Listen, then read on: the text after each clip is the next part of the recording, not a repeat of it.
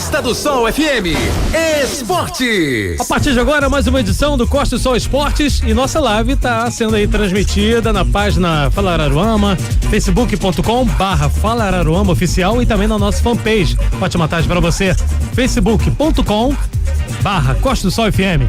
Boa tarde, meu amigo Fernando Campos. Boa tarde, amigão Sandro Dias. Ótima segunda-feira para você. Para você também, para os nossos amigos ligados na Costa do Sol FM 101.7, a rádio da região dos Lagos. Opa, o Botafogo inicia duelo com São José para avançar de fase no NBB, Fernando Campos. Exatamente, no Novo Basquete Brasil, o NBB, o Botafogo que fez uma campanha muito boa na primeira fase, ficando na 6ª colocação, um time que mescla a juventude de uns com a experiência de outros, o Botafogo que teve dificuldades, é verdade, para montar o time para disputar a competição e, entretanto, vem fazendo uma campanha muito legal, muito interessante. Vai pegar o São José, só que esse primeiro jogo, numa melhor de 3, será em São Paulo, na cidade de São José dos Campos, no ginásio Lineu de Moura. Esse jogo começa hoje às 8 da noite e, além dessa partida, o Botafogo pode ter mais 2 partidas a realizar, ou seja,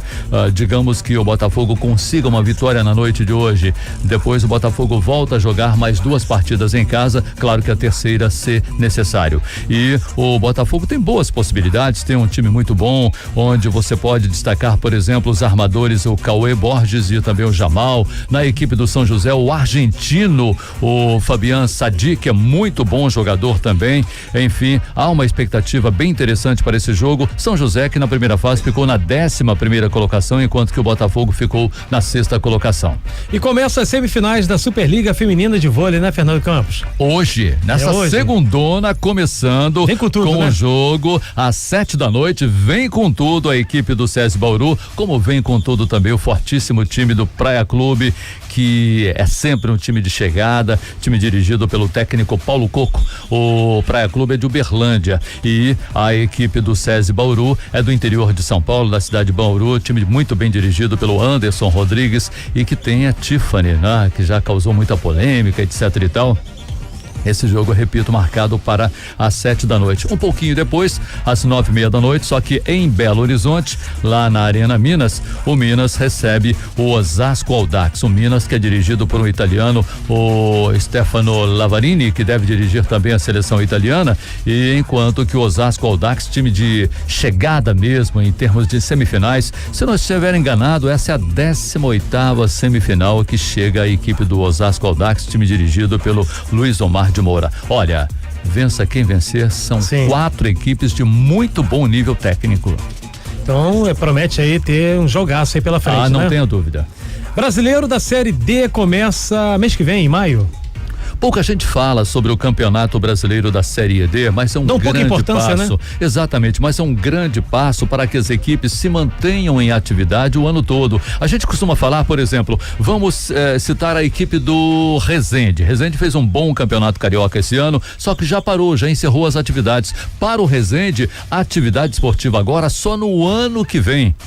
Olha quantos profissionais ficam parados, né? Ou quantos profissionais ficam desempregados. Não é culpa do Resende, a culpa é do que acontece no próprio futebol brasileiro, né? Não há uma adaptação nos calendários para que essas equipes se mantenham em atividade. Então, qual é a forma de uma equipe se manter em atividade? É lutar por uma vaga na Série D do Campeonato Brasileiro, que é, na verdade, a 4ª divisão, para a partir dali começar a galgar coisa melhor, ou seja, buscar a Série C, quem sabe chegar à Série B, que é muito difícil, diga-se de passagem. É verdade. E depois, quem sabe, né, ser brindado com uma participação num Brasileirão, na elite do futebol brasileiro. E assim, nós teremos esse ano 3 representantes do estado do Rio de Janeiro numa competição que reunirá 68 equipes divididas em 17 grupos de 4. Se não, vejamos, nós teremos a Portuguesa da Ilha do Governador no grupo A12, onde estão também a Caldense, um time mineiro de Poços de Caldas, o Sobradinho Sobradinho, que é lá de Brasília,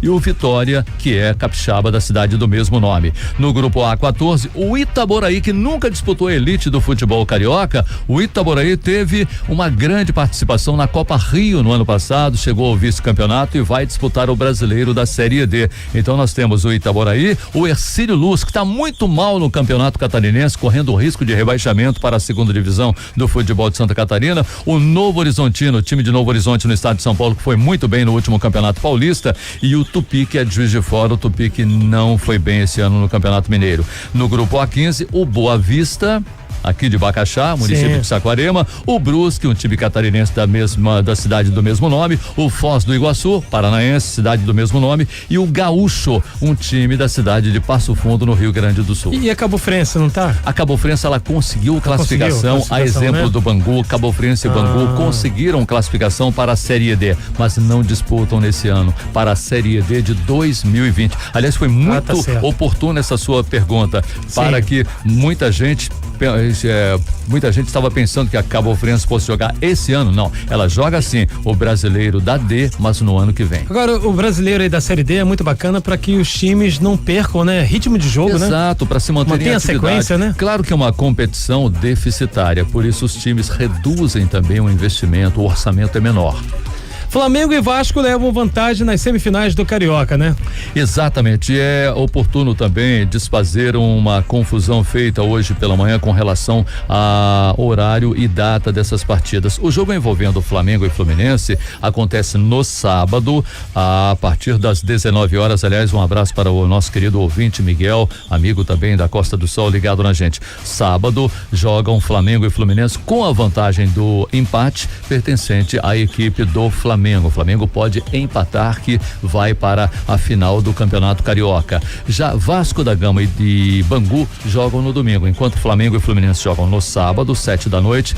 Vasco da Gama e Bangu jogam no domingo às 4h, com a vantagem do empate a equipe Cruz-Maltino. Vasco da Gama, que no jogo de ontem acabou perdendo para o Flamengo nos pênaltis. Eu até te perguntar, né, sua opinião aí em relação ao jogo de ontem. Foi um jogo que entrou pra história, porque aquela história, o Flamengo entrou com um time reserva. Caramba, mas o time reserva do Flamengo seria titular em várias outras equipes de futebol do Brasil. É um time Muitas bom, né, outras equipes, eu falo de ponta do futebol brasileiro, gostaria de ter como titular em seu elenco esse grupo do Flamengo que jogou ontem contra o Vasco da Gama. Tamanha a qualidade. Isso não tira os méritos do Vasco da Gama ter chegado onde chegou.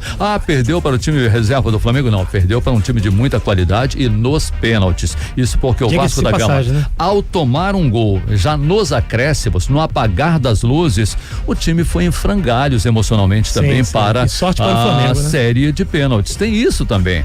Também, por outro lado, não é tirar os méritos do Flamengo. Cada qual tem o seu mérito, né? E foi um jogo bom, um jogo interessante, bem da história de Flamengo e Vasco da Gama. E agora vamos ver no próximo fim de semana o Fla-Flu, no domingo o Vasco da Gama e Bangu, e aí a gente vê quem tem mais garrafa para vender. É verdade, tá certo. Fernando Campos, a próxima edição aí do Costa do Sol Esportes, fala pra gente. Logo mais às 7h com o Paulo Giovanni. Valeu, meu amigão, um abração pra você, sempre é um prazer enorme receber você aqui no estúdio da Rádio Costa do Sol. Da mesma forma. Valeu, tchau. Você ouviu? Costa do Sol FM Esporte. Costa do Sol FM 101.